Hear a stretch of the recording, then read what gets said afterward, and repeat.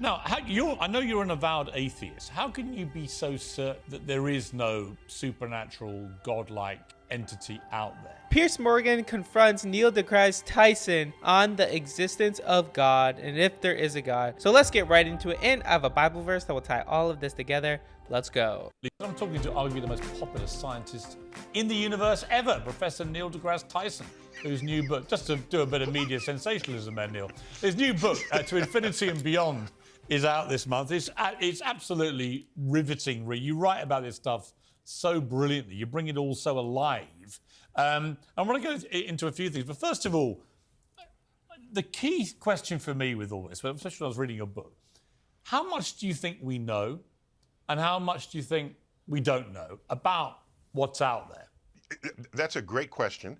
And I can actually quantify that answer. So there are these things, there's dark matter you might have heard about. So dark matter is 85%, it's responsible for 85% of the gravity in the universe. And we have no idea what it is, but we can measure it. There's dark energy responsible for the accelerated expansion of the universe. We can measure that, but we don't know what's causing it.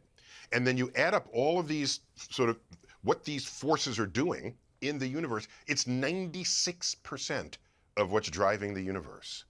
And all the forces of nature that we know and love, gravity, electromagnetism, the strong and weak nuclear forces, life, chemistry, biology, physics, that's in 4% of the universe. So we know enough about the universe to quantify our ignorance. So we know 4% of what's going on out there. But also keep in mind that as the area of our knowledge grows, so too does the perimeter of our ignorance. And that is the very soul of science. That there are questions, people say, what questions do you want answered? Yeah, I don't think that way. I think, what question do I not even yet know to ask? I think that's the really interesting part, is that you're probably not even thinking of the great question, right? Because there may be something Correct. I lose sleep over that, yes. Now, I know you're an avowed atheist. How can you be so certain that there is no supernatural, godlike entity out there, given that we know so little? Well, first, I don't count myself among the ranks of avowed atheists. And I'll give a fast example why. A friend of mine went up to fix the Hubble telescope, okay, on the space shuttle. And on my Facebook feed, I said, Godspeed to the space shuttle astronauts. And then in the comment thread, it said, I thought you were an atheist. How could you possibly say that? And so the fact that I gleefully said that and atheists complained about it, clearly I'm not an atheist. Okay? What are you? My favorite Broadway musical of all time is Jesus Christ Superstar, which I saw in real time in New York City. I don't know that atheists can, so I don't. So is there a God then, Neil deGrasse Tyson? I'll be about to have breaking news. I don't know. Is there a God? Okay, so I will tell you is that there are a lot of unknowns in the universe, but just because there are unknowns does not mean there's a deity in the unknown. If you're going to assign a deity to that which, it doesn't mean there isn't. That's correct. So you're more of an open mind about this, right? Everyone should. If the unknown is the unknown. Exactly. Just because in the unknown doesn't mean there is a deity, but that also you can say the same thing. There could be. And also I think there's so much of the known, of the supernatural, the things that are happening all over the world that we have no idea how or why, or just so many things that point to a creator should make you want to understand and grow to know God more and believe that there is a God. But the track record of people saying God is behind this, and then you add a little science to it and you find out, no, we can completely explain it and control it, then the history of that exercise is so rich with science discovering the unknowns that were previously ascribed to deity, like lightning bolts and weather systems. There was Poseidon, there was Zeus, there was, just look at the history of this. I'm not given reason to say, we're gonna find something, God is gonna be at the center of that, and there'll be no science to apply.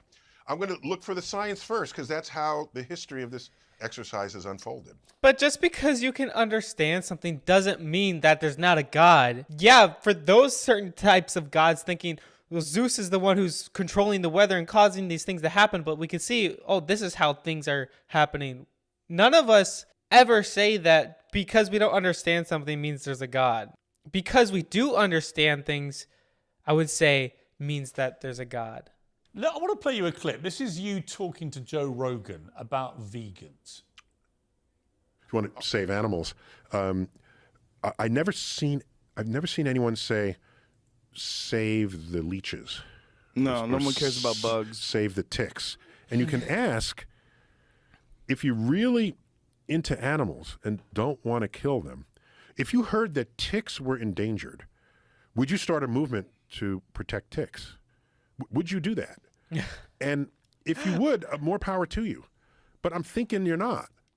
They're not. It's the little guys they don't care about. I've had this debate with vegans. I had one last week. I have it every month. And I always point out, most vegans I know munch away on almonds and avocados, and they turn a blind eye to the fact that this causes the mass murder of billions of bees, mainly in California. They don't want to have that debate because they don't care about the little guys, Neil. My only reaction there is Wow.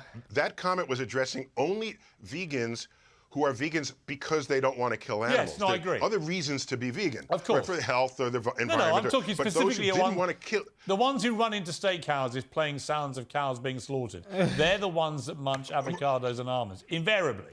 Yeah, and by the way, and they are dining upon the reproductive organs of plants.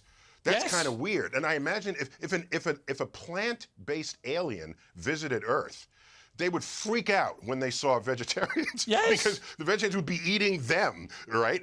And vegetarians target not only the reproductive organs, the nuts, the berries, the flowers, but they also target the infant versions of it, with baby lettuce, baby carrots, baby. Oh my this God. would terrify a plant-based alien. So that's just a cosmic perspective on that. No, diet. you give it. Wow, that is wild.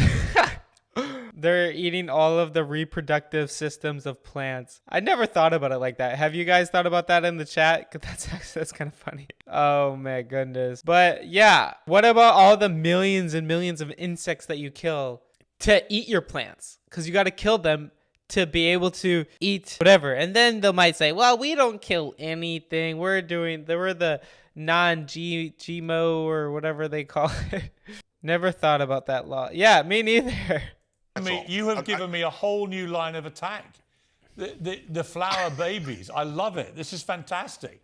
I find these. That's dangerous. If it's dangerous to feed you more lines of attack, because I don't know what you're going to do with it. No, but I always like to take these things to their debates to their logical end, right? I mean, and it seems to me when it suits them, they care about the bigger animals, the cuddly ones. But when it comes to the little guys, they're not interested. Now, I want to talk about the furry ones especially. Something even more iconic, actually, than God or vegans, and it's your moustache, which has become one of the world's most famous moustaches. And what's extraordinary, there's a whole website that's been set up called DeGrasse Tyson's Moustache. That's weird. And we did a bit of research ourselves, a bit of scientific research.